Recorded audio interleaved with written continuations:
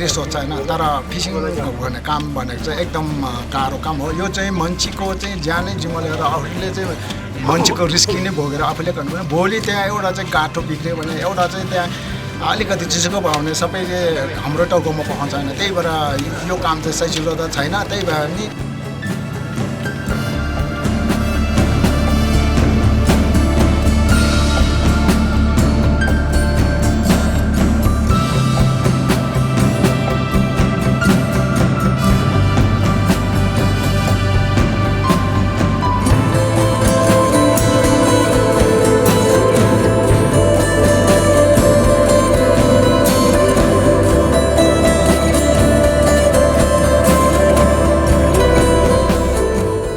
जोखिम छ यो चाहिँ एकदम, यसमा चाहिँ एकदम रिस्की छ। यसको लागि चाहिँ एकदम हामीले पनि अब भन्नुपर्दा कि हामीले जबरजस्ती गर्नु पनि सक्दैन। हामीले चाहिँ यसको बारे यसको सम्बन्धी बुझेर नै कति मिटरमा कतिवटा एङ्कर राख्नुपर्छ, अनि एङ्कर कसरी बनाउनुपर्छ, कति सेन्टिमिटर स्ट्रिपमा कतिवटा एङ्कर थाम्छ, त्यो सबै नलेज गर्नुपर्छ।